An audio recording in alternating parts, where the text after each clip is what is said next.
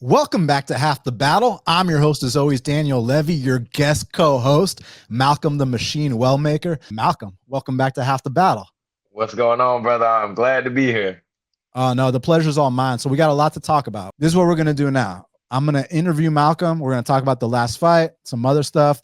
Then we're going to do, as tradition on Half the Battle, the fan Q&A. So get those questions going. And let's get into it, man. So, firstly, like I've already mentioned many times on today's episode, and it's not just that I'm mentioning on today's episode. I've been mentioning this for fucking 10 years since I started this show. No one is exempt from that first L. I don't care who you are, unless it's John Jones or Habib, but like I said, they stick around long enough, they will take their first L's too. Because this is not boxing where you take one L and all of a sudden you're the biggest piece of shit anyone's ever seen. You know what I'm saying? Right. Because some of the greatest fighters in the sport, Max Holloway, 8 losses. Charles Oliveira, 11 losses. Anderson Silva, 11 losses. And Anderson Silva had 4 losses before he even made his UFC debut. So that's just kind of what I'm trying to say here, that it's not the end of the world, right? Which, I mean, right. You already know that, but we just got to preface things. So first thing I want to know is, how are you doing? I'm doing good, brother. Like, speaking from a place of being, 2, almost 3 weeks removed from the fight, I'm in a very, very good place. I'm back in the gym. Being able to put work in is the easiest way to ease an athlete's mind, especially after going through a loss. So I'm doing good. But I'd be lying if I said it was not a tough road just to get to where I'm at today, let alone the things I still have to make sure I do between now and when I get back in the ring. Yeah. So, I mean, listen, that I don't care what anyone says. They can say fraud check, but like, if you actually got fraud checked, you and I would be having a completely different discussion. If you quit, you and I would be having a different discussion. You know what I'm saying? Like, so to me, that's not exactly what happened. To me, firstly, you got to give a lot of credit to Ethyn Ewing, who's an absolute stud. And 100%. Then you got to talk about the circumstances going into that fight. But we'll talk about the circumstances in a sec. Mm-hmm. First, let's give some credit to Ethyn and to yourself. Firstly, how the fuck did you eat that head kick in round 2? Bro, it's sad to say this, man, but like, I got a chin. I didn't want to prove it. I didn't want to prove it. You know what I mean? It takes a lot to rock me, bro. I mean, I've had some hard sparring sessions. I've took some hard shots.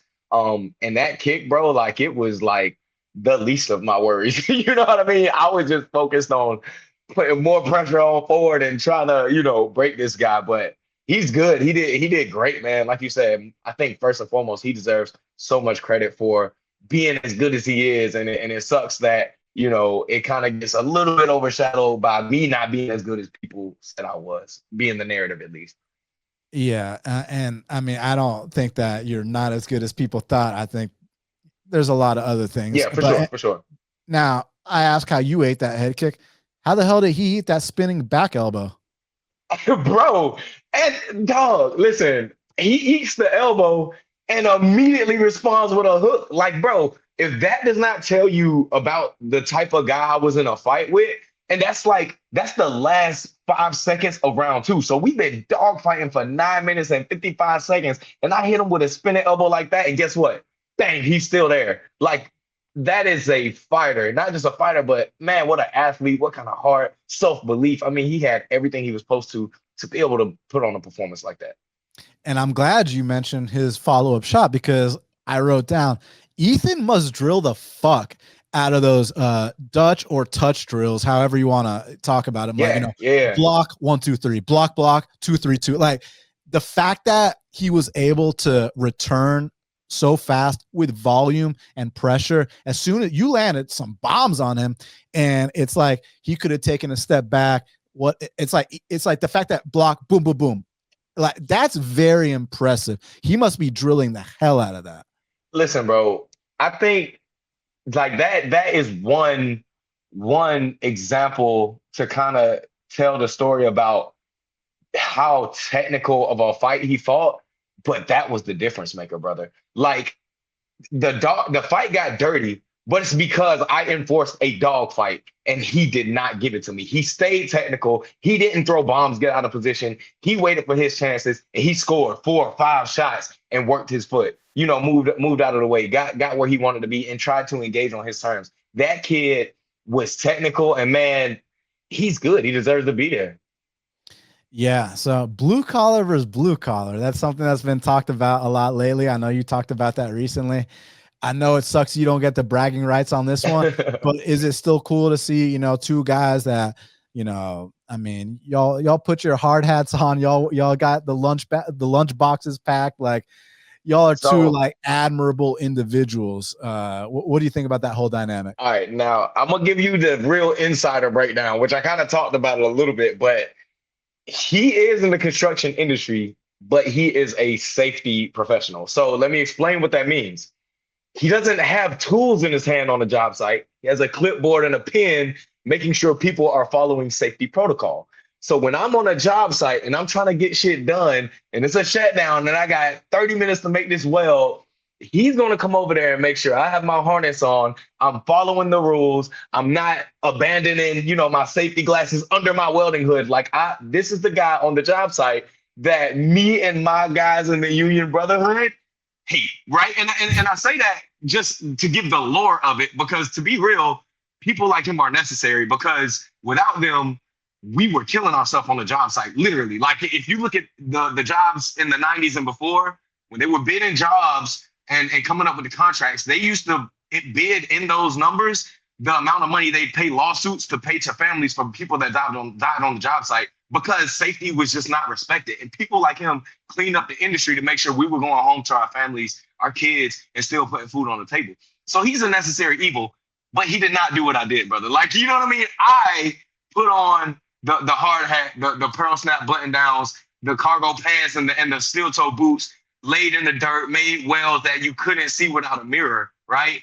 And he was the guy who watched me do it and then went back to his office on the AC in a rolling chair in front of a computer and communicated to the people of the company whether we was not following protocols. He was filling out spreadsheets. So he's not blue collar in that sense. He is walking around with a white hat with a chin strap on it. And in my industry, if you do that, you get clowned. So I respect dude. You got to pay the bills. You got to do what you got to do. But I had people from the brotherhood all over the country texting me, bro, we lost to a safety guy. He is not the blue collar that I am. He was in the industry, much respect to him. He still had to do 10-hour shifts and go and train, but it was a little bit different. That's all. Yeah, no, I got you. Tough pill to swallow, but it is what it is. That's right. I might have got a little passionate, but I had to paint the whole picture there. For sure. No, I got you. So I love that your whole identity isn't tied to being undefeated. Like we understand that this is not boxing, and some guys when they lose that they never come back the same ever again. And I don't feel like that's the case with you because oftentimes when I see fighters taking L's, especially this is your first L and it was Madison Square Garden, big pay-per-view, I didn't see you pointing the finger. I didn't see you making a laundry list of excuses. I saw you giving Ethyn the credit he deserved. And, you had a serious talk with your coaches. And I mean, there's so many things to say about where I'm going with this. So why don't you just take it from here? Yeah, man. There's many things that went wrong. Fight week, fight negotiations, shakeouts, performance. There's so many things that went wrong. And there's so many people that are in some way a contributing factor to these things going wrong. But at the end of the day, I am the last checkpoint for every single one because I'm the one that walks in that cage.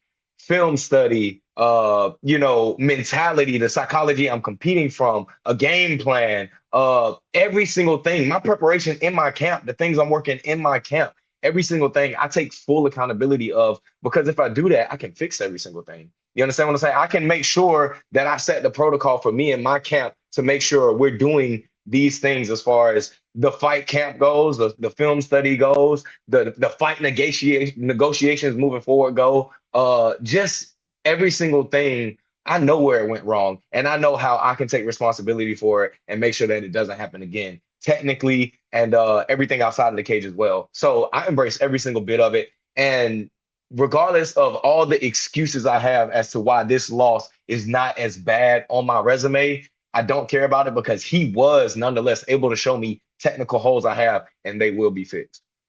Yeah. Now, obviously, there's things that I can talk about, and certain things I'll just tell you privately. But what I will tell Mhm. you, what I will ask you about publicly is, I mean, how come we didn't ask for, 140-pound catch weight, 138.5, like make the guy cut down a little bit? Because, Yeah, like, yeah, bro, when I saw you weighing in at 143, like, firstly, the day before weigh-ins, and we'll talk about Cody Haddon in a second yeah, because I got a lot to say about that. But before we get into that, when I heard that it was an 145-pound fight, bro, that the night before weigh-ins, like, I had a panic attack. Not because like I don't believe in you or this, yeah. it's because I've been in the game so long, and these last minute switch ups, like new opponent, new style, new weight class, like, let me tell you an example from back in the day.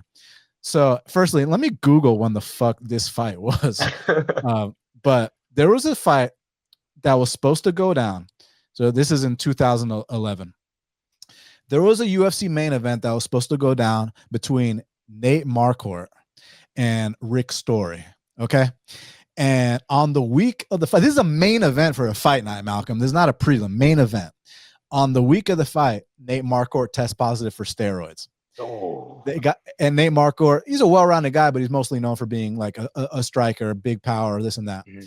And so they need to find a replacement, right? So they find a dude to come in on like 48 hours named Charlie Brenneman.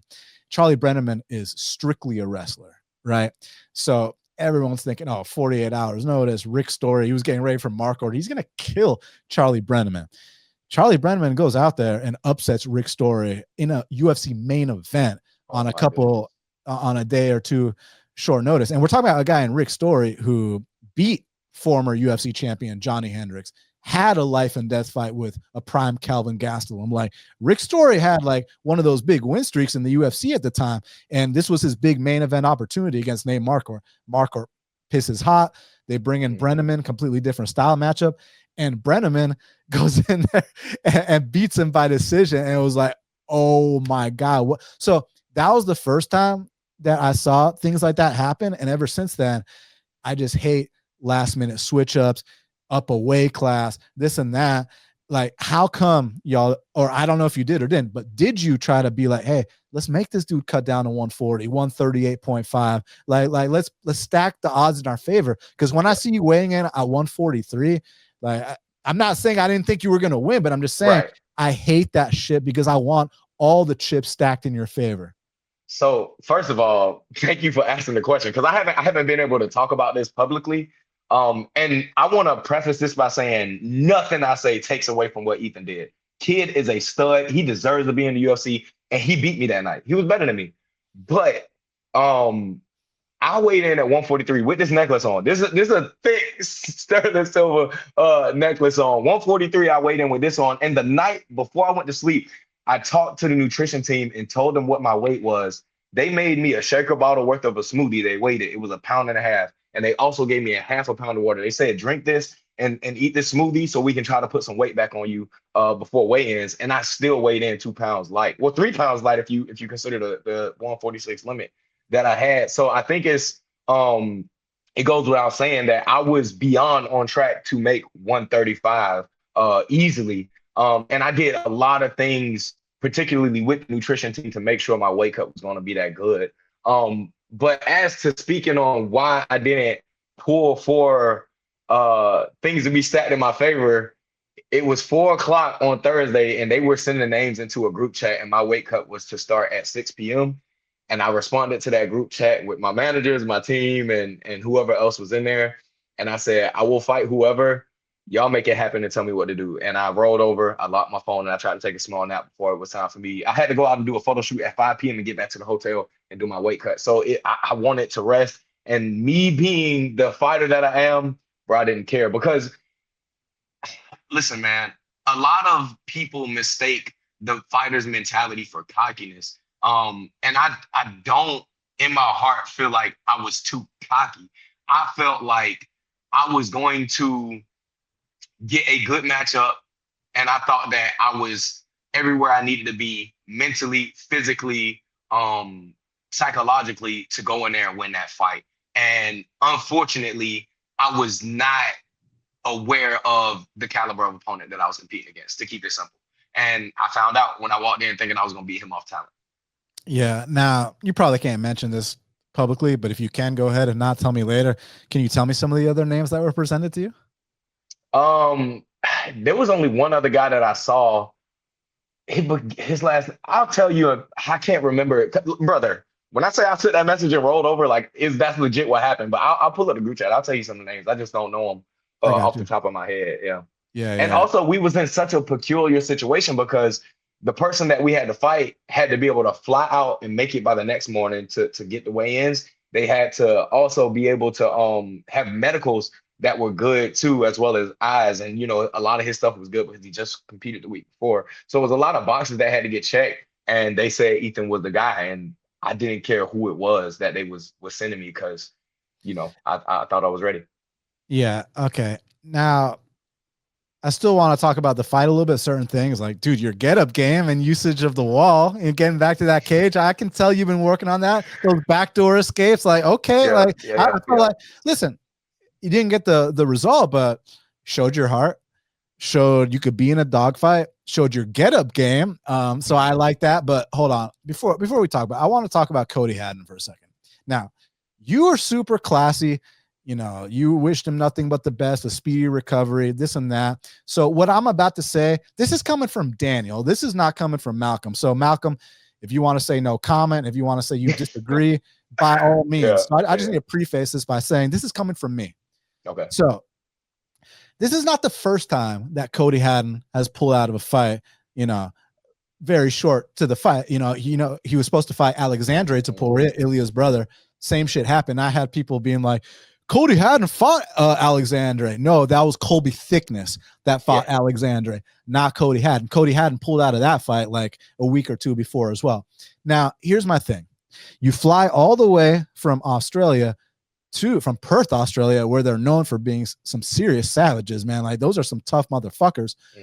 And who the fuck breaks their foot the night before weigh-ins? Like, I get you have a lingering injury, okay, but the night before weigh-ins, like, aren't you wrapped in towels? Aren't you sitting in the sauna? Like what the hell is this guy doing? And that's my first question.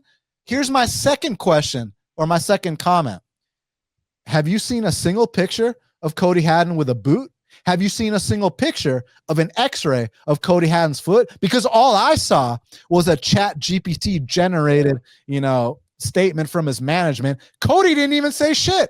Now, shout out to his management. They gave you credit because, look, you're a classy guy. You were gracious. You even went as far as being like, hey, man, I wish you a speedy recovery, all the best, this and that. That's the kind of guy you are. But from my perspective, I mean, have any of y'all in the chat seen a picture of Cody Haddon in a boot? And have you any of y'all in the chat seen Cody Haddon with an x-ray? Because I haven't heard shit from Cody Haddon after he pulled out of the second fight in a row against a top prospect. So to quote Nick Diaz, I don't think he's hurt. I think he's scared. So I will be real. Since I was told that he broke his foot from that moment forward, like he hasn't even really crossed my mind. Other than the only way he's crossed my mind is, and this is not cope, but I believe in my heart I'd fought a better fight against him. I had a game plan, I had a strategy, I had respect for this guy. Like, I knew how good he was. I knew how good he was. So in my heart, I think I would have fought a much more technical fight against Cody Haddon, and I believe I'd won it. But as far as, like, thinking about where's the picture of the boot, where's the evidence, where's the, him giving an effort to give me some type of closure about the situation, it hasn't crossed my mind. I will hope that it's being honest, but in this fight game, I know anything's possible. So hopefully it's truthful, and if it is, I hope that he's dealing with it all right. Yeah, look, I wish him nothing but the best, and if he's truly injured, then I take that back. But all I got to say is he better prove that he can show up to the octagon at least twice before he ever gets the opportunity to fight you again. That's from my perspective. No, I agree.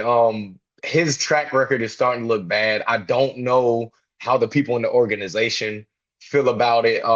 But I do think it would be unfair for him to be able to possibly get, a rub off my hype and compete against me after I had to fight somebody on 48 hours notice that turned out so bad for me. So again, something I already said, I love the maturity. I love the fact that you're not pointing the finger, because it's easy to point the fingers about certain Yeah. things. I mean, we talked privately, but like, this isn't the time to point the finger. This is the time to look internally. You had, oh yeah, talk about, you sat down with your coaches and like y'all went frame by frame on that fight, not just the fight, but what happened in the lead up, everything, the like the no excuses, but Yeah. what you need to do going forward to dial in properly to where this never happens again if they do throw you that curveball. Because no matter what, I think one thing you realize is, hey, this is the UFC level. Like, it don't matter who you're up against. Like, these guys all got the same goal, and this is a mental thing that can easily be fixed. But yeah, tell me about the conversation with your coaches. So that conversation was tough for many reasons because every single one of us had to take accountability for something that was done wrong. I think everybody knows this, but the relationship me and my coaches have is founded on a family bond. So everything we do is family in a family way. So it's not always the same type of structure and standard that a lot of guys have with these big camps. So for instance, like, brother, I brought my 6-month-old child. My coach Jake brought his 3-year-old son and his 4-month-old daughter. My other coach had his fiance or wife with him as well. Like, we moved as a family unit. We went to eat as a family unit. But you think about these 2 little babies and this 3-year-old running around being crazy. Like, there was a lot of stress on me in a lot of situations that I dealt with. Logistically, it was a nightmare trying to do a lot of things because they stayed at a B&B off site. And so the times I was trying to hit shakeouts and stuff, we was missing a little bit. You know, we went into that fight without having a thorough film study. Again, mistake on my behalf for allowing that to happen. But as well as my coaches, they watched more than I did, but we still didn't have a formal meeting that you could expect to be more standard in bigger camps before going into a fight. And there was so much. That's just a small list of things. Like, even listen, brother, I still get excited when I warm up in front of superstars. You understand? So I'm in front of Benil Dariush doing my fight day shakeout in the morning. I'm cracking the pants because I feel so good being around somebody like this. I'm warming up in MSG with Carlos Prates playing music off his JBL speaker, bro. I'm cracking and probably spending more energy than I'm supposed to. I'm walking all over New York with my son on my hip because Ubers are a nightmare and the subway don't get you within striking distance of everywhere you got to go. There's a lot of things I did wrong. I made mistakes. Some places my team made mistakes. And some realizations, we had about the way the fight game works. And we talked about everything. I mean, it was a couple hours of a conversation. I've got a notepad. It was 9 pages of notes just on my fight, everything I did right, everything I did wrong, every exchange, timestamp for it. And it was hard because, I did a lot wrong, technically speaking. But as always, my team, every hard conversation we've ever had, they've only shown me every time that they are the people I want to spend my life with. And they did the same thing in this conversation. Every point that needed to be taken accountability for, they did. Everything I needed to hear, they told me. And we walked away with the same love we had for each other before, with the same mission we had before, and the same confidence in our ability to accomplish that mission before when we left that table. Yeah. So obviously, I still feel like that fight was within reach with a couple adjustments. That you talked about that. This is a valuable learning experience for you, man. You got to see how people really are. Like, they love you when you're doing what you're doing. You know what I mean? Like, when you're knocking dudes the what out. But when, you take your first setback, which to me, it's like, okay, had you quit in the fight, or had you, I don't know, got grinded out for 3 rounds, but like, it was the fight of the month, man, against no one knew who he was, but they're gonna know who he is. Like, I got so much respect for Ewing, man. I think that he could be in the rankings one day, and I think he's gonna have a bright career, and this is gonna age well. So all in all, like, with that kind of stuff being said, I just don't want you to become jaded now that you've seen the other side. You understand what I'm saying? That's been big. And one thing I can say 100% is, I'm human, just like every other fighter on the roster. And after experiencing this, I can 100% understand why certain fighters have this like harsh uh experience and relationship with MMA fans, because it's hard on you psychologically, emotionally. Because even if people are still, giving me positive energy and comments and trying to uplift me, there are plenty of people out there, tearing me down. Like, and even in like my most recent post with me and my family, like there's people go out of their way still to say the things that they want to say because I lost them some money on that night. But it does not in one bit change the way that I want to treat the people that care about me and love me. Like when I go to my next event, every single person out there that asks me for a picture, I'm going to do as long as I can. Every person that wants me to sign something, I'll do it. Like, I still know that there are many people out there who get sincere inspiration and motivation from what I'm doing. And the bad apples are not going to spoil it for everybody else. That's right. That's right. Oh yeah, and then one last thing I Mhm, wanted to say before I forget. So, do me a favor, Malcolm. mhm, Please don't listen to anyone saying you need to move gyms. That's fake news. If you want to mhm, cross train from time to time, that's one thing.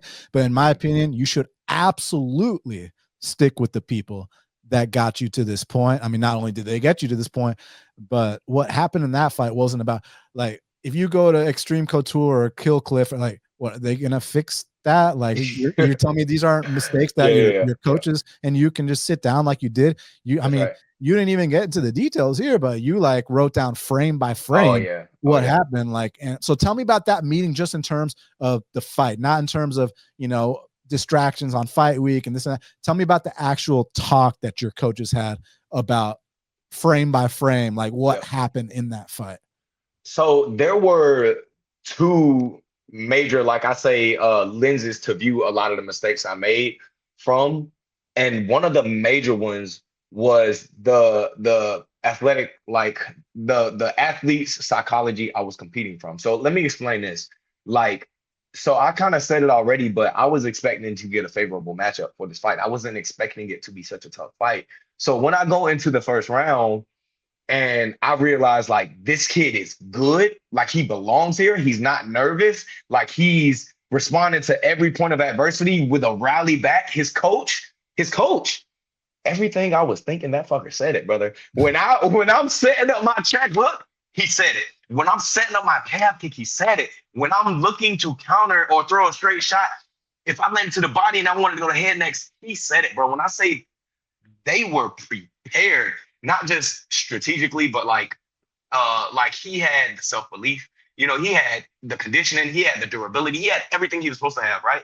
So I fight this first round, I make some mistakes, and I go back to my corner. Even though I felt good about the first round, on that stool, like now my mentality is holy shit, I'm in a fight, right? So from that point forward, like my ability to absorb information from my coaches and implement it is almost pretty much out the window. I don't even remember the times I was on the stool with my team, if that says anything. And I've never had an experience like that, right?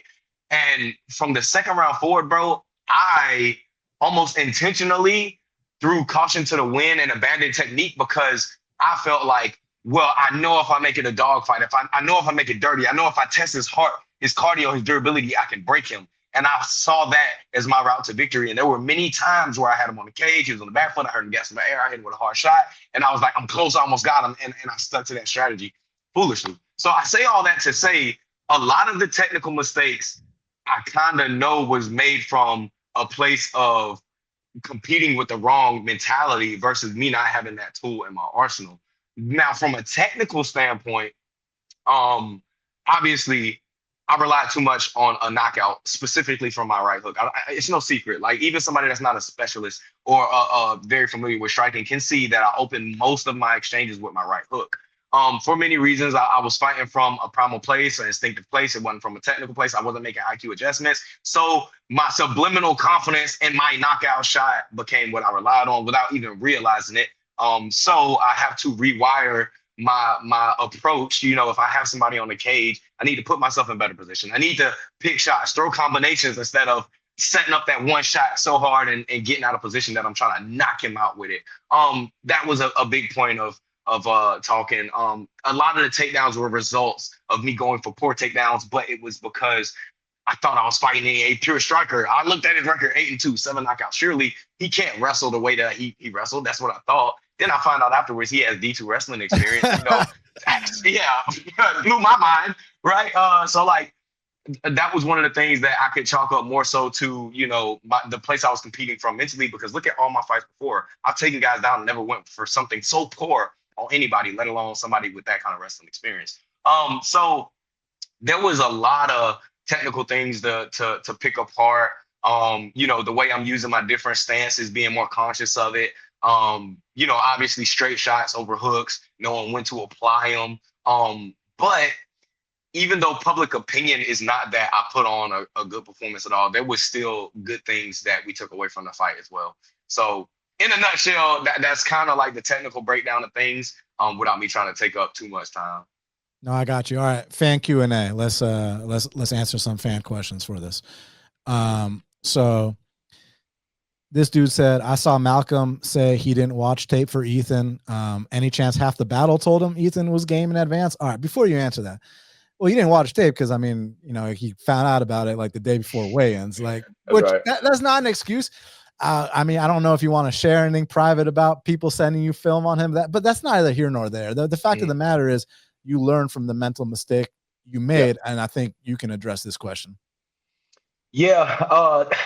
Again, like I had people reach out to me, right? But what took precedence over that was the people that I thought were checkpoints to make sure I was getting a good matchup. So if somebody would have told me outside of the people that I had that stock in, it wouldn't have affected me regardless. And then this is also another very interesting point. But if you watch his interviews after the fight, he said that when Sergey got injured, he thought he might get the call on me back then, and they started watching me and studying me then. So you're talking about somebody with 6 weeks old of a game plan, right? Versus the guy with none at all. So there's a ton to unpack there. But again, I take absolute accountability for that. And regardless of if somebody does or doesn't say that moving forward, regardless of what the situation is, it will not happen again. Haymaker said, what's good? You'll be back better than ever, bro. Thank you, brother. I appreciate that. I will. I guarantee it. Yes, sir. I guarantee it as well, my man. All right, hold on. Scrolling down through these. Yeah, there's a lot of comments. We're gonna get to the good ones. Hey, my boy said he likes your breakdown of the fights. Thank you, brother. Hey, he gave me a great opportunity to show what I can do. I impressed myself with that one. Yeah, man. Definitely. All right, let's see. What else we got here? Yeah, there's so many questions that I love that the watches are so interactive. The fact that you got to scroll through comments and pick them is lit. I love it. So you already answered this, but just maybe a brief little something. Malcolm, please tell me your thoughts on your last fight. Something you haven't told me already.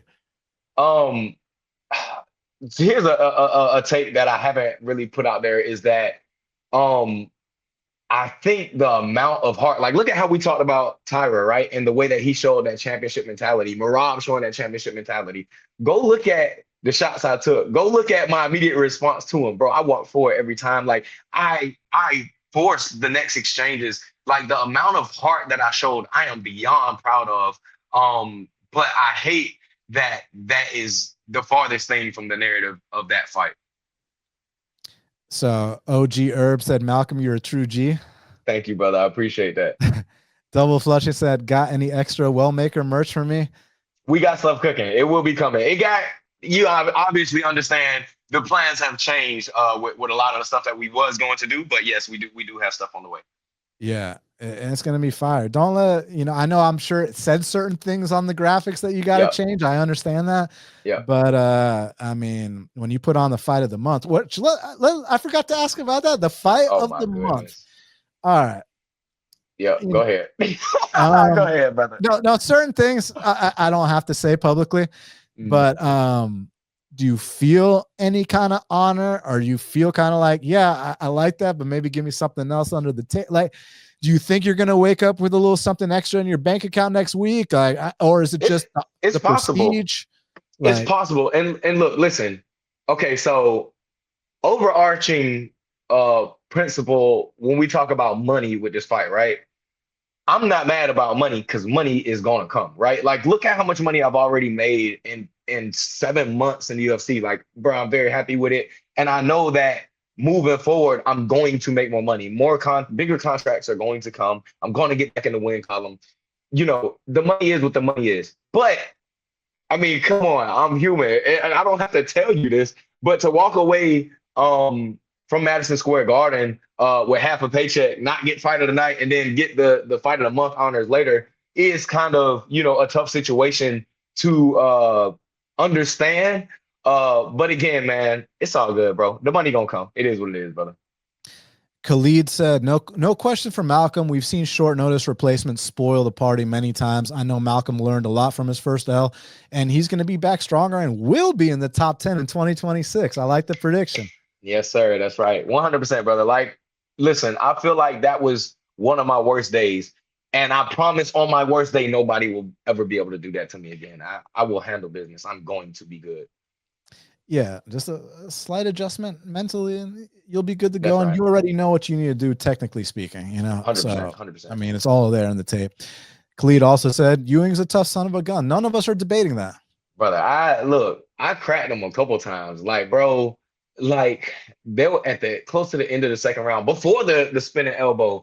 I walked him down to the cage. I hit him with a body shot so damn hard, bro. And I was sure he was gonna turn and it was gonna be my chance to put volume on him and look for that finish. That fucking shot for a takedown. Like, you know what I mean? And it was one that I had to sprawl and force to scramble with. Like, bro, he is game, bro. He is good. He's tough as it gets.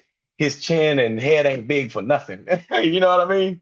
Yeah, no doubt about it, man. And I mean, like we talked about earlier, when you got taken down, hey, I saw those backdoor escapes. I You saw know you what I do the mean? wall walking. You I know saw what I the mean? takedown defense. Like, okay, Thank you, brother. Let's like let the world keep sleeping on it though.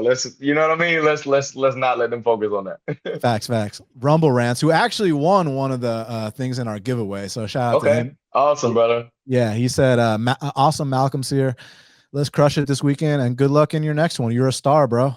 Thank you so much, brother. I appreciate that. Yes, sir. All right, let's see what else we got. He also said Adrian Yanez and Malcolm are two of my favorites. Would hate to see either lose, but it would be insane. Any thoughts on Yanez or another good fight, for the next one? Yeah, I'd love to fight him. He was one of those guys that before I got in, I was watching and I loved the work he was doing. And anybody that knows anything about either of us knows that would be an incredibly exciting fight. So yeah, I love it. It's all about what direction the UFC decides to go in next. He also said fraud check is such a pussy thing to say to a fighter because it's like Ethyn fought extremely well and low key Malcolm almost finished him in round one and in round two as well.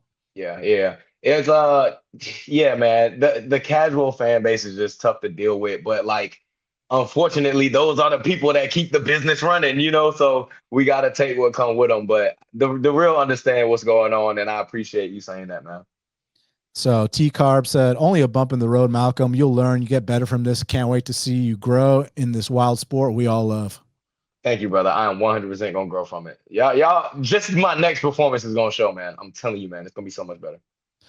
I don't know this dude's name, but he said, bro, Malcolm, you're awesome. I hope to see you win your next fight. We all hope Thank that. you, brother. It's gonna I happen. appreciate it. It is for sure. Thank you, brother. Narco Cop said, you are a future champ. Love the mindset. Thank you so much, brother. Thank you so much. And then this one I like. He said, that's a damn quote. If I don't take responsibility, I can't fix it. That's damn right. Yeah, if I take responsibility for it, then I have the power to fix it. But if I put the blame on somebody else, then I'm relying on them to do what's supposed to be done to get it fixed. And that's just not the way I roll, man. I'm gonna take care of everything. I got a bone to pick with this comment. So he said he got a regional guy on short notice. You want to give him more advantage? Yeah, but let's put context on it. Number one, it was up a weight class. Number two, it's not like this guy was coming off the couch. He had fought a championship title fight the week before. And he even said in his interview there, like, I'm ready right now. I'm in shape right now. I'm not getting out of shape. I'm ready to go. And like Malcolm said, which I didn't even know about, this dude was actually getting ready to fight you. Like the second year matchup with Serhi City was announced, Those are words out of his own mouth. Yeah. So yeah. And shout out to Ethyn, like with how respectful he's been. Absolutely. You know, He's a class act, brother. Yeah, it's listen, bro, and let me tell you this, bro. I told my coach, Jake, I told him word for word when we was shaking out the morning after, and we was kind of having like our talk afterwards, bro. I was like, man, it kind of sucks that I'm in this situation because I'm in a lose-lose. If I knock this guy out, right? Like I knocked out a bum, I only got cans on my resume. That's gonna be the casual narrative. And if I lose to this guy, especially if I get finished, I got finished to a nobody. Like, right? Like, no matter what, I was in a losing situation. And then it sucks too because I won't get too deep into it about this, but the only person getting credit for a short notice acceptance is Ethyn, right?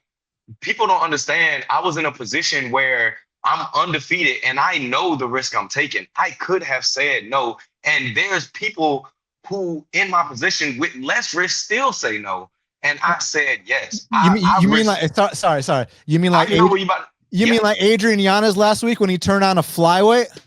And he admitted publicly that he did it. Like, so if he's admitting publicly that he did it, imagine how many people don't publicly speak on turning down matchups when something like this happens. I was in beyond a lose-lose situation. And if I wouldn't have took it, I'd have went home without no check. I don't get paid just because Cody got injured. I go home with nothing. And I paid for tickets for my team. You understand? Like, I'd have went home at a loss, brother. And nobody is, I guess, aware of it. I don't want to say they don't care, but they're just not aware of how much of a loss of a deal that I took. And I'm still on my first contract, bro. I didn't make shit. I went home with half of a contract pay on my first contract, took a risk that I did not have to take. I lost my O and half the world turned on me. And again, look, brother, I'm happy to be here. My life is good. I got 2 bonus paychecks. I'm a full-time father. I get to see my son wake up and go to sleep every night. You know what I mean? Like, I am blessed and I'm happy Ethyn got his blessing. He got a child on the way. But this is a brutal game, and I took such a losing deal, and nobody cares about it. And to finish this statement, I do it all again, brother, because I'm a fucking fighter. I weighed on the same scale as Muhammad Ali and Joe Frazier did, and I took a fight on 48 hours notice. I fought my heart out. I got split. I didn't give a damn. I walked forward to the very last bell, and me and my team and my family are proud of the heart, of the resilience that I demonstrated, and the way that I show the world and the people who care about what I do in this game how to take a loss and move forward with it will only further, me being the role model for the people who legitimately care about what I'm doing in this world. So that's my rant, but that is like a brutally honest thing that I wanted to share. Dylan said, Malcolm gonna bounce back. I'm not even worried about it. I feel the same way. 100%, brother. I will. 100%. Rumble said, did the first round knockdown get you off the game plan? What knockdown? Does he mean the judo throw or? But anyways, he said he felt like Malcolm overswung a bit as the fight went on. Not a critique at all. Just wondering what he thought about the fight in terms of that. Yeah. So again, I don't know what knockdown he's talking about either, but 100%. If you look at the way I fought on round 1 and then 2 and 3, like I first of all, I didn't have a game plan to abandon, but second, I did abandon technique because my approach then was I'm going to make it a dogfight. I'm going to test this hard. Narco Cop said, this man is not using excuses, which shows a lot about his mindset. He will improve and get to the top. Thank you, brother. I appreciate that, man. And he also said, this is a guy that knows what he's talking about. He said Ethyn Ewing is better than Haddon. I think Ethyn is very good. And that loss on my record is going to age well. We definitely will know that in time. Yeah, we will. My boy said half the battle should be Wellmaker's manager. Hey, no disrespect to Jason. I think Jason's the man. For sure. But if Malcolm ever needs my opinion on something, that'll be my second pick. Half the battle for sure. He's got my number. He can call me anytime. Understood. Okay. Let me see what else we got. Scrolling down a little bit more. I like this. The term fraud check needs to be fraud checked. I agree. Yeah, you damn right, brother. Okay, look. If, like I said before, if you got truly fraud checked, you and I are having a different conversation.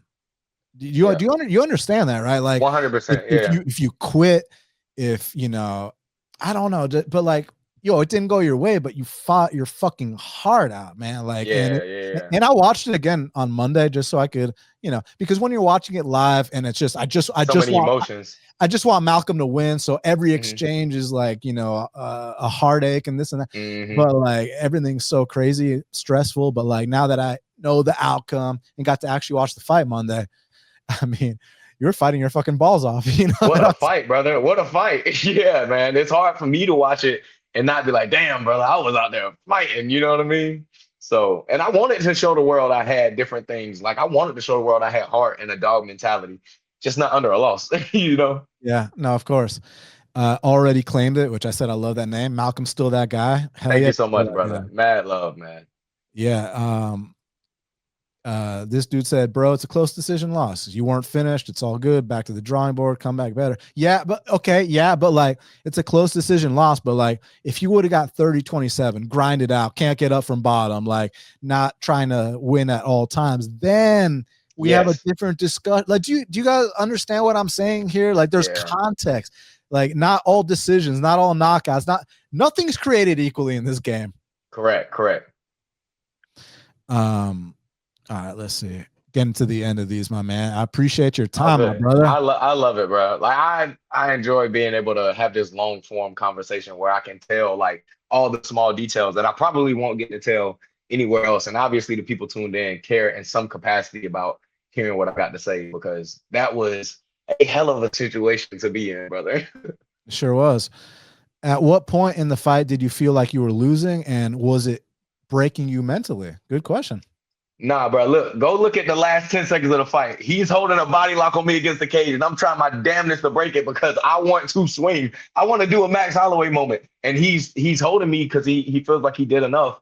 And it never broke me mentally. I wish we had 5 rounds, 10 rounds, you know what I mean? Because I would not have broke mentally. I think that, you know, the more success he had just made me want to walk forward more and take away the success by breaking him. I wanted to make it a dogfight. The reason it was such a dirty fight is because I enforced the exchanges. Look at me walk forward round 2, round 3. I didn't do the boxer gallop in good position, brother. I walked like this to try to make the next exchange happen now. Like it never broke me mentally. It wasn't going to break me mentally. And that is one of the things that I wanted to show the world that I had, but unfortunately has not so much gotten across to you guys.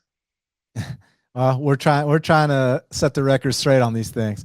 So Rumble said, any ideas when you're coming back? You're a star, bro.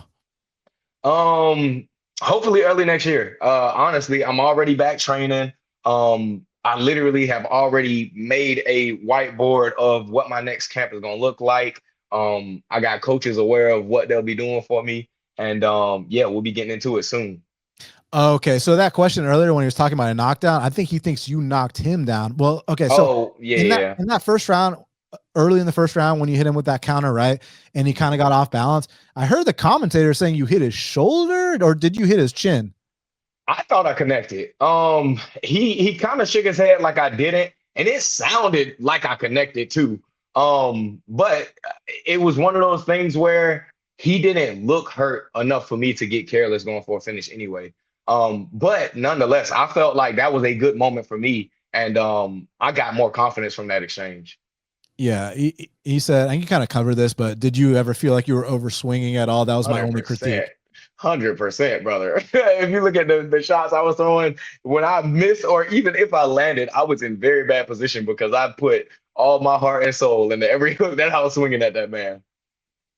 Narco said, I have a question for Malcolm. Did you realize that when you hurt Ethyn to the body, I think it was round 2? Yeah, 100%. I threw a knee in the clinch and I heard him gasp. And that's when he backpedaled extremely hard and was on the cage. And I was chasing him, just trying to keep the pressure on him. So this is a little bit of a tough question because, you know, but we got to get to it. Let's do it. Let's see what you say about this.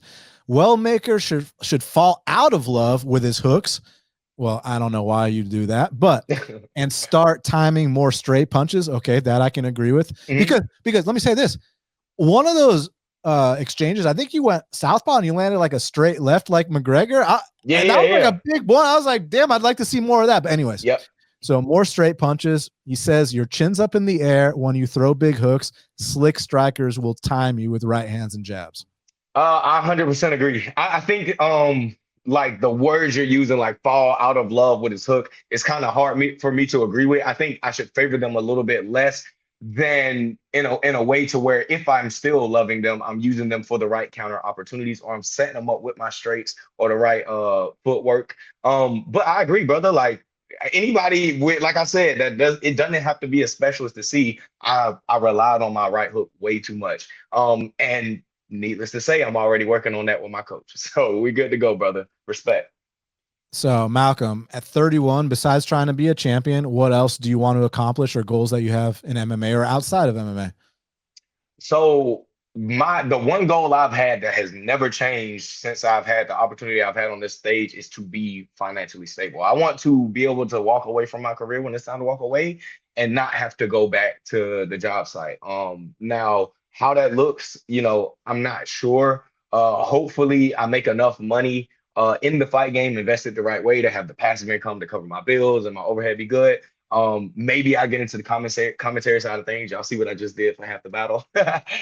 So we'll see. But that's the one goal that I have that will never change is that, every bit of money that I'm making, I'm not blowing it on stupid shit. I'm working with a financial advisor. I'm investing it and trying to put myself and my family in a position that we still have the same type of freedom of our time that we have now after I'm done fighting. Dude, thank you for bringing that up because you got 250K bonuses in your first 2 fights, and then your next fight, still on your first contract, only get your show money. So Yep. a lot of fighters get that first 50K bonus. Now they just bought their mom a house. A weekend later, no more 50K. And one thing my dad always told me growing up, you're only a millionaire if you have $1 million. Like, do you understand what I'm saying by that, right? So, I feel like this is important for you to know that, like, hey, like we do have to invest because you could have been under the mindset that, oh, these 50s are just going to keep coming because I'm just going to knock everybody out. So that mental maturity, and then also having the right people around you, investing your money the right way. Again, like it sucks that, the win streak snap, but honestly, I think it was the best thing that ever happened to you. It's good for me, and it's so good for me, and the world will be able to see it when I return from it. But until then, I got to take everything that come with it. And I mean, I hope that y'all can see that I'm taking it the right way. Full accountability. I'm already back on the workhorse. The only thing I'm not doing is sparring because I still got these stitches coming out of my face. Yeah. Take your time. You're just in the fight of the month. Let's chill until we spar again. Let's drill these counters, Yes, I'm itching though, man. I showed the world that I'm a dog and I got heart. And I sit at the gym and I'm sitting there, I'm itching, just wanting to get in there with the guys. But I'm taking my time, like you said, I'm focusing on the technical things. And it's so ironic too, man, to be a striker, to be beating everybody in the striking game and to be shown how many holes I have in my striking, man. It's such a beautiful thing. And I take that proudly because that gives me the opportunity to fix them. It will not happen again. I will not, go in and have those huge holes, the wrong approach, the lack of a game plan. None of that stuff it's going to be a very, very good return. And so many things are going to be put in place for me to be successful. So Rumble said, Malcolm's got the heart of a warrior, the character of a saint. Imagine answering these questions after a tough loss. True character comes out when times are tougher. Yeah, that's true, bro. It's a good quote. I think it was on a John Wick movie, but it was like friendship is only valuable in times where it's hard. You know what I mean? Like it's easy to be a friend when things are good, and you really get to see somebody's character when you put them in a bad spot and you really need them when it's hard for them to be there for you. So I like to think, you know what I mean? I have good integrity, good character, regardless of if I never win a fight again. I will never turn into a hateful, spiteful person again. I said this before the fight in one of my IG posts, and I believe it in my heart. I've already done so much and inspired so many people in Augusta. And if I went back to the job site at this point, brother, I wouldn't have to lift a finger. So I'm happy, bro. Life is good, and I've had an experience already that's beyond what I thought I ever would. So Miro said, how soon do you want to get back in there? And do you have any future opponents in mind? I want it, brother. I want to get back in by February. Like I don't know if that sounds crazy or not, but that would be 3 to 4 months removed from my last fight. I know on paper I took a lot of damage, but my body feels good. But besides the stitches, I'm not waking up with headaches or nothing like that. I feel really good. Yeah, I feel really good. And so hopefully I can get in there early next year. As far as future opponents, like I said, brother, I fight anybody. The only person I don't want to fight is Cody Garbrandt. I love that guy. Tell them why, just so that, because in case they don't know. Oh, okay, yeah. So I looked up to Cody Garbrandt when I was kickboxing in front of Dan. You know what I mean? He was one of my idols at the time. And when I fought in Atlanta, he was on that same card. It was my first time meeting him. And out of everybody I met, like I had this like kind of mentality where I didn't want to fan out over everybody and ask for pictures.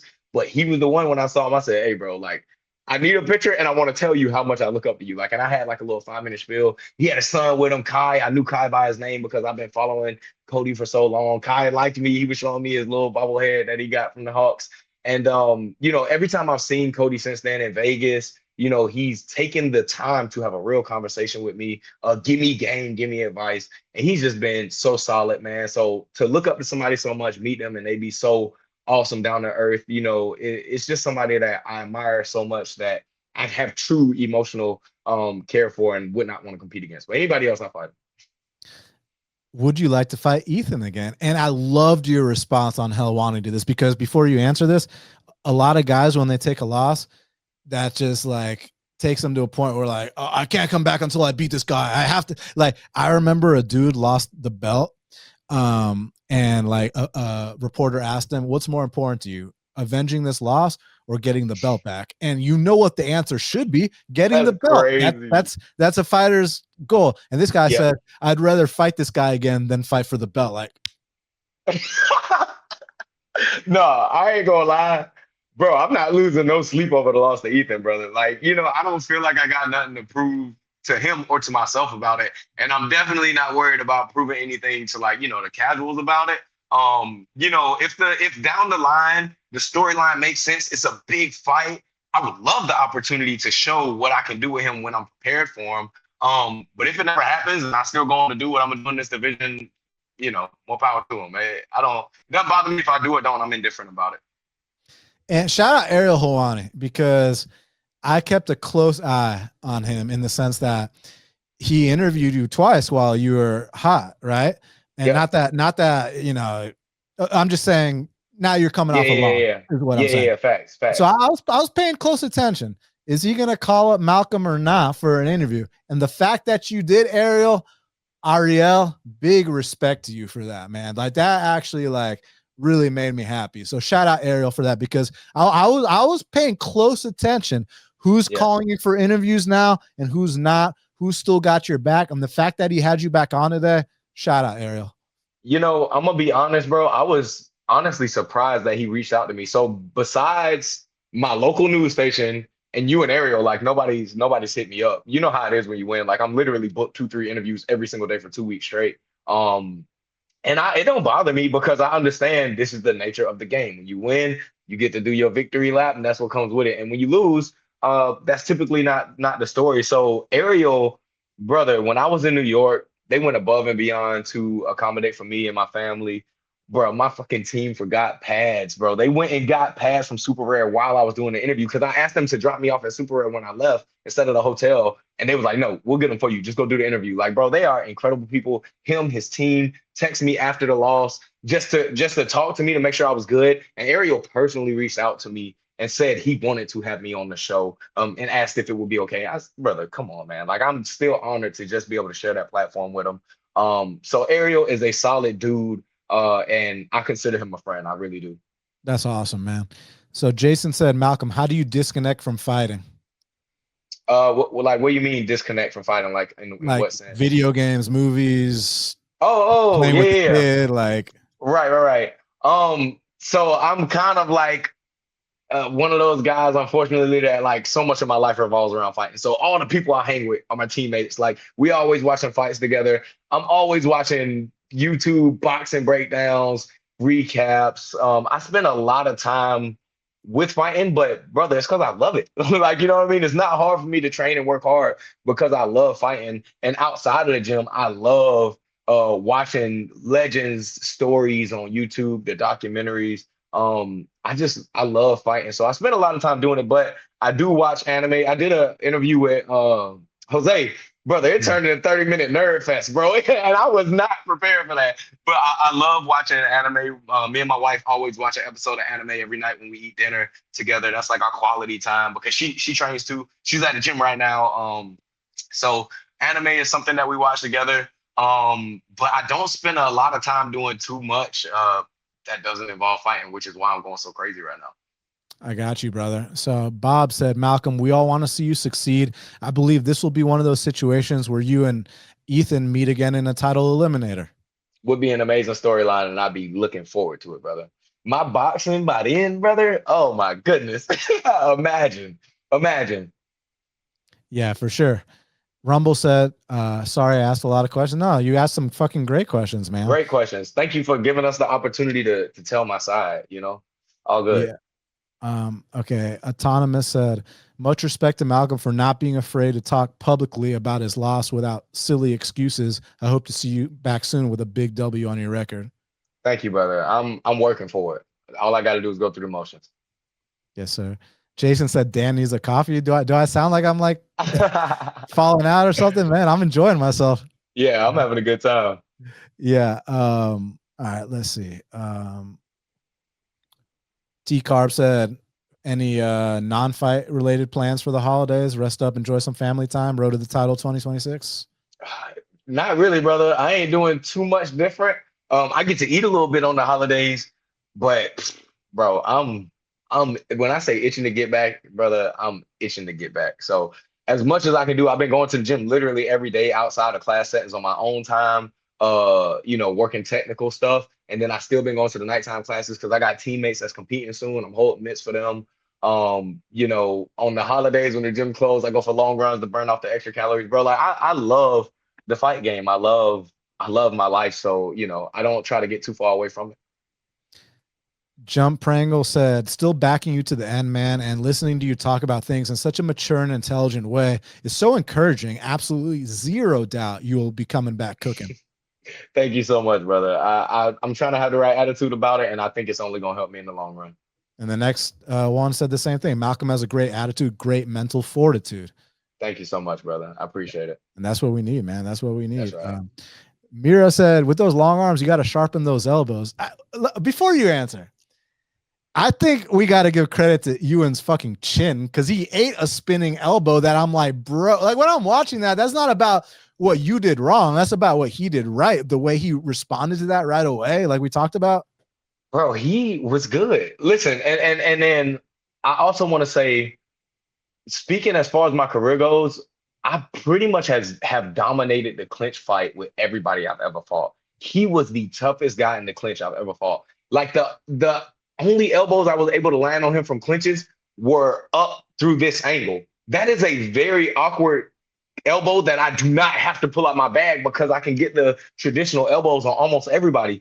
But the fact that I had to pull that out and the only kind of elbows I landed was two upward angle elbows from the clinch and a spinning back elbow should tell you about the level of what I was dealing with. But that does not mean that he didn't show me room for improvement. So again, something that me and my coaches talked about, dominating head position, still fighting a good tie clinch when I have double unders. Bro, I'm on it, but thank you. Mario said, Malcolm, you have to understand that these casuals will only see things at face value. You are a violent killer and went there to fight regardless of, the circumstances. Thank you so much, brother. I appreciate that. Definitely learned a lot about the casual fan base. But it's a small price to pay for what I got out the game, man. And it's encouraging to see like tons of different people. Like, 100%. Hey, the fans are half the battle. You're the fucking best, man. Y'all are awesome, brother. Y'all understand fighting. You know what I'm saying? Jump Prangle said Van, Talbot, Marab, Pantoja, they all took L's early in their careers, and you can only come back stronger here. We believe in you. Don't let the haters be louder than the rest of us. Thank you so much. Y'all doing a great job of helping turn my heart. I tell you what, I'm so glad to hear all the positivity, know that I'm still being received very well. And seeing that, y'all want to hear the deeper things and y'all appreciate them, man. I love y'all. I'm glad I came on. Mario said, Malcolm, you've made me hundreds. I will never look at you differently, brother. You are a killer. Thank you, brother. It's going to be good money on the next one. I promise you that. Mike said, yo, Malcolm, do you think maybe the jab was key to breaking opponents' combos? You're nasty. You add a jab or two at the end of combos? At the end. Interesting. No one would be able to outstrike. Yeah, that's a good boxing concept. A lot of boxing concepts are super hard to apply in MMA, but I do think my jab was heavily underutilized. A lot of good moments I had was when I committed to my jab, but I just didn't, stay with that game plan. And also I did a bad job switching the timing on my jab, feinting the jab, pulling out the pull counter that he was going for. I was committing so super hard on him. A lot of stuff with the jab that could change, but exploring, finishing with jabs is something that I haven't thought about. So maybe I don't know, brother. Oscar said, happy to see Malcolm doing great. Can't wait to see him back. Thank you so much, my man. So Dixon said, Malcolm, are there any rappers or producers you listen to on a regular basis? Also, do you know any rappers or producers down in ATL? You know, my big bro DJ, I don't know who that is. Do you know who that is? Yeah, Nah, OG I in don't know who there. that is. Is he Nah, trying to get us to say a word that's going to be like something fucked up? Like I his, don't know, bro. Sometimes they be setting people up like that. yeah, I wonder if he said what's Um, up, but just answer the questions about the rap. Rappers or producers I listen to on a regular basis, bro. I'm not gonna lie, bro. I hate they didn't even show the walkout music. But I'm pretty like typical. Like I just like hard rap music. So a lot of the major artists like YoungBoy, Lil Durk, like those are people that I love listening to. Um, there's a guy named DJ Mark B. He be with 21 Savage a lot. He's actually from Augusta. I don't know him super personally, but the fact that he's from Augusta and made it so big with somebody like 21 Savage is huge. No, I cannot rap, my boy. I cannot rap. I tried to rap, and when it didn't work out, I ended up becoming a producer making beats, and that's a whole, different phase of life. But nah, man, no rapping. Jason said, Malcolm, happy holidays to you and your girl and your son. Dan, thanks for Thank this you. interview. More of these interviews, less gambling shit. It's great it's great to show fighters personalities. Hey, listen, even if you don't gamble, I just love breaking down fights, giving That's picks. right.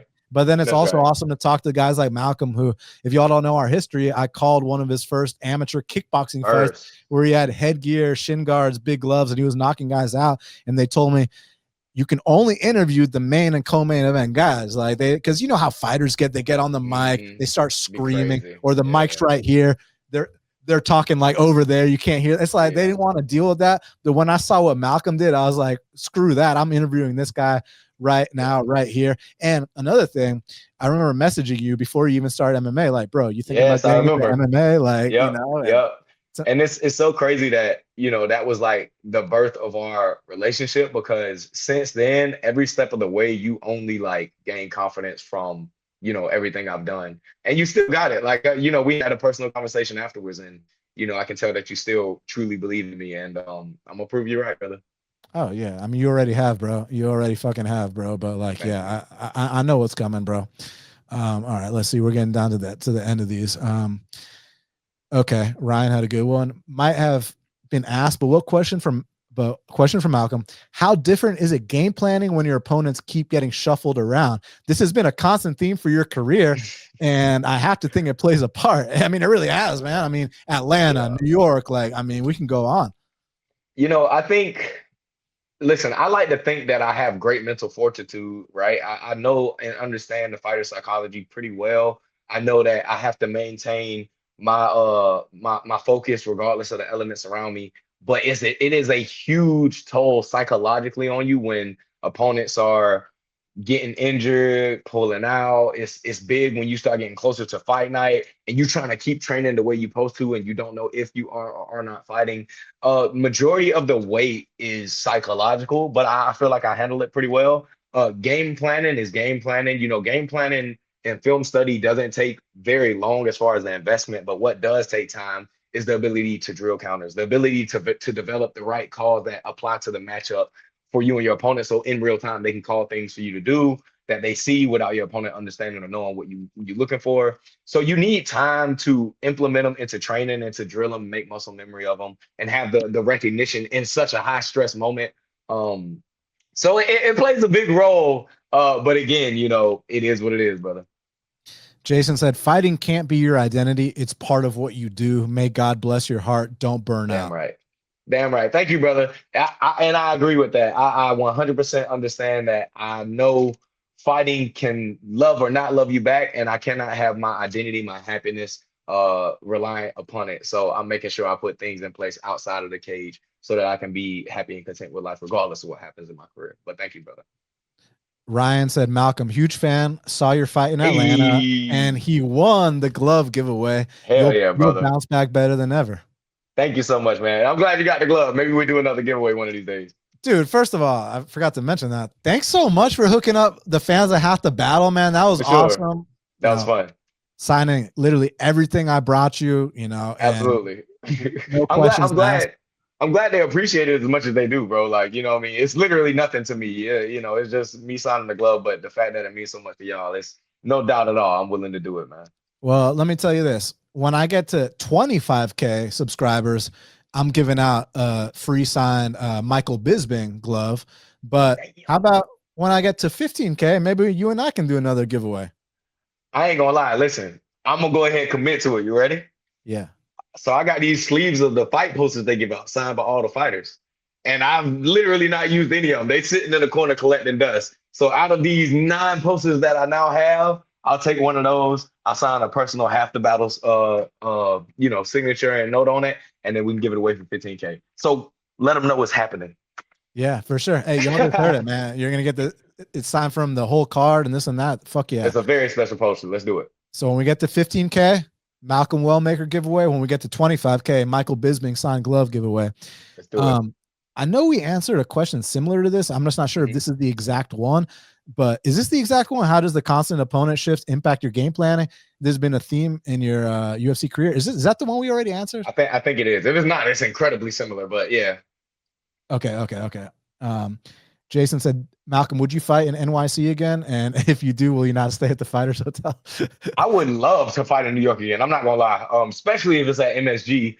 But I will be eating at the hotel because I will not be walking all over the city again, trying to find food and riding the subway with my son on my hip because we don't want to take the stroller. I mean, it was an absolute mess logistically, but next time it'll be better. Yeah, I'd love to fight there again. And next, I have to fight there again to get another win. I'd love to, man. What was MSG like? Just the walking out there? Was it different walking out there than compared to Atlanta or Kansas City? Not really. I say the only thing that was different was like my personal experience because this was the first time like I felt like I belonged there. Like I felt like I knew how much people were like looking forward for me being there like all week at the Fighter Hotel. Like I'm walking through to get coffee. I'm walking in and out the place to go to these different, things I got to do. And like so many people were so excited for me and I just felt at home with the UFC. So like that experience in itself, I felt so much more present than I ever have. And that was the biggest difference. But to be real, like a big stadium's a big stadium, like 10,000, 14,000, 20,000, like they all look like a lot to me. The music's always loud, but I heard people like screaming the lyrics and like, so happy to see me, brother. It was just good, man. It was so fun. I had a great time. Ganga said, hey, man, we saw how durable Malcolm is. Dude is tough. Thank you, brother. Thank you. I damn sure did show it. I know that's something you don't want to always show, but at least you got to show it once. You know what I'm saying? That's right. Bro, I probably took more damage in that fight than any other of my fights. Even like if you combine them, man, like that was way more shots than ever, brother. It's crazy. RD said, shout out Dan for the constant content, getting Malcolm on here. Shout out to you, Malcolm. His first event was 322. It was a banger, and he's a big fan. You will bounce back. Thank you so much, brother. I appreciate that. I'm glad you enjoyed the fight. It definitely was a banger, brother. All right, let's see. We're getting to the end of these. Ryan said, sleeve of posters signed, please. Hey, yeah. Y'all want that? Y'all know what you got to do. Get me to 15K subscribers. We'll do that. 25K subscribers. Michael Bisping signed gloves. So y'all know the deal. Let's do it. Jonah said he really loved your interview on Helwani's today. I loved it too, by the way. Thank you so much. Ariel's awesome, man. Yeah, and just again, I know I said this earlier, but I was paying very close attention if he was going to call you for this or not. And the fact that he did that, it's not just a bandwagon thing while you're winning, that you take your first setback. And yeah, shout out Ariel, because I know that meant a lot to you, but that meant a lot to me too. So awesome, man.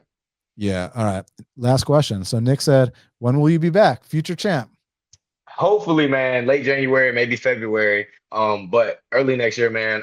Like I already said, I got back in the gym, last week. I was already working on stuff. This week I'm actually doing training, technical stuff, and then maybe soon I'll actually get back into some drilling with partners and stuff where I don't have to worry about the few stitches still in my face. But I'm already on go, man. I'm already working on the things that need to be fixed. I'm not far from fight shape. Obviously, I'm not eating too crazy, and hopefully early next year, brother. Future champ, yes sir.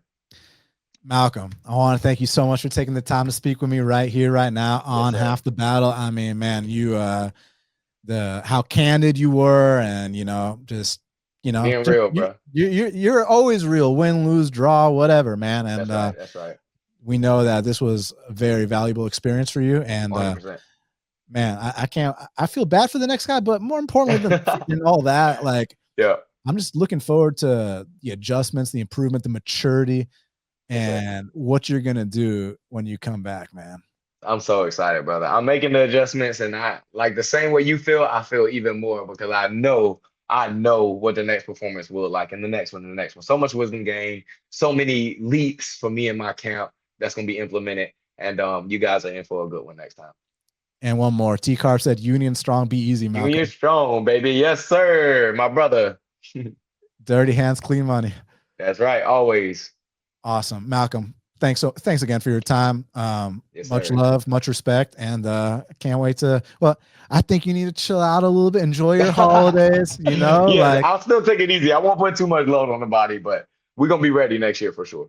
hell yeah. All right, my man. Have a great All right, one. brother. Wish the family my best, and I take care. will. Yes, sir. All right, bro. Peace out. Yo, I mean, come on, man. Malcolm the Machine Wellmaker, the absolute man. Full accountability for everything, not making any excuses, giving Ethyn the credit he deserves, but also having the wherewithal to admit where he went wrong, to know what happened, what kind of adjustments he needs to make. The fact that, people are telling him, oh, you got to go see a new team, which I think is complete bullshit. I mean, because these adjustments that he made, like what if he goes to a bigger camp all of a sudden, like that's not how you fix things. You sit down with the people that brought you to the dance. You meticulously write down, frame by frame, like they did. And not only did they look through the actual fight itself, but they also talked about the lead up to the fight, you know, whatever was going on, this and that, but also the 48 hours before the fight with that switch up, how they might have handled that differently if that kind of situation ever happens again. I mean, I said my opinion. Hey, let's make this motherfucker go to 138.5 to 140. I felt like there could have been certain things they could have done, but these are the lessons you learn. And like I've told you since day one on Half the Battle, no one is exempt from that first L. I do not care who you are. So, and it's funny because like I'm saying it with a smile. It's like you might think, oh, I'm smiling that he lost. No, I'm not smiling that he lost. I'm smiling that he got that first L out the way, because now he's got the pressure of being an undefeated fighter off his shoulders, and now he can just go out there and be free and really do what he was brought on this earth to do. And I think that's be one of the best bantamweights to ever do it. So y'all call him a fraud. Hopefully that reflects on the odds. We all get paid next time, but more importantly than any of that, I think that Malcolm's future is very, very bright, and y'all can see that by his attitude, his mental fortitude, and just the way he carries himself. And man, I'm so excited to see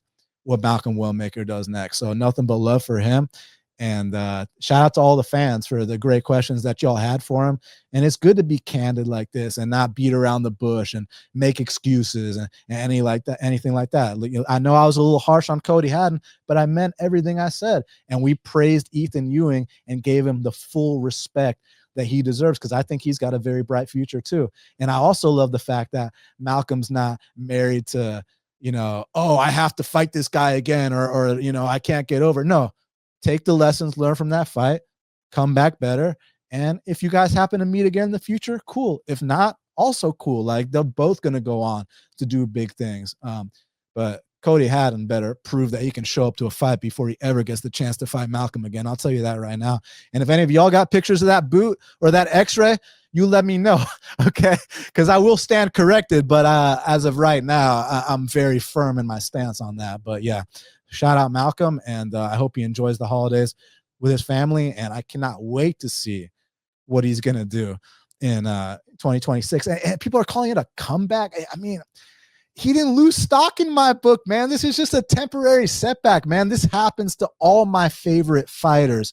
It would have been I'd call it a comeback if like he quit, or if like, if he got knocked out, or if like he got laid on, and then it's like, okay, now we got to bounce back. Bro, you got the fight of the month.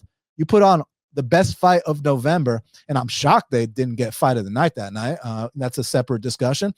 I hope he wakes up with a little something in his bank account in the next week or two. But all that being said, man, I'm proud of this guy, and I haven't lost even a little bit of faith in him. Honestly, my faith couldn't have got higher, but it did, because he showed the things I need to see, that heart, that mind, and that determination. And I can't wait to see what Malcolm does next. So fuck yeah. Thanks to him for joining me. Thanks to the fans.